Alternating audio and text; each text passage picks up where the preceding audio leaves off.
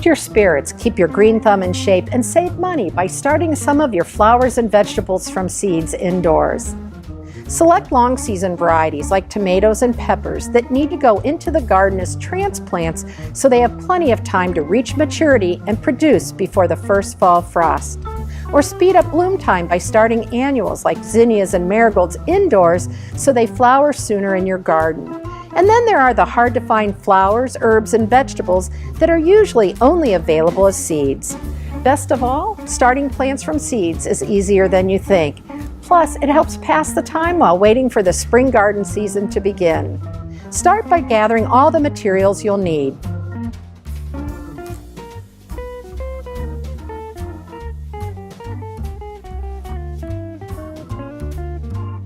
Always read the directions on the seed packet. Quality seeds provide all the information on indoor and outdoor planting dates, sprouting directions, and seedling care.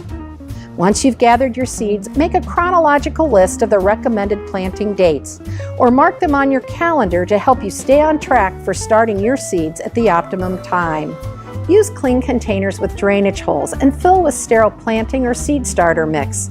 This step helps avoid damping off and other diseases that can prevent sprouting or kill young seedlings. Clean previously used containers with a 1 part bleach and 9 parts water solution. Soak used containers for 10 minutes, then rinse in clear water. Plant the seeds at the time, depth, and spacing recommended on the seed packet. We're planting ruby red Swiss chard, which can be started indoors 2 to 4 weeks before the average last spring frost. The back of most seed packets shows planting dates for different parts of the country. I'm planting 2 seeds 1/2 inch deep in each container to ensure I end up with 1 healthy seedling per pot. Once the plants form 2 sets of true leaves, I clip the weaker one off at ground level. Moisten the planting mix with a gentle stream or spray of water to avoid dislodging the seeds. Move the container to a warm location for quicker sprouting. It doesn't need to be under lights or in a sunny window, since most seeds don't need light to germinate. You may opt for a seed starter mat specifically designed for this purpose. It can provide added heat right where it's needed. Keep the planting mix moist. You can cover the seeded containers with clear plastic, or some seed starting kits come with a cover to conserve moisture and reduce watering frequency.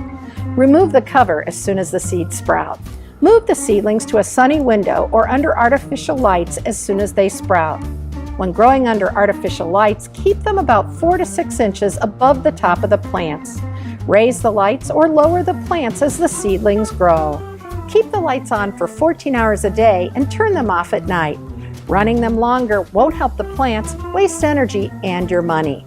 Fertilize seedlings with a dilute solution of a complete fertilizer or according to label directions. So get busy and get started, starting plants from seeds indoors.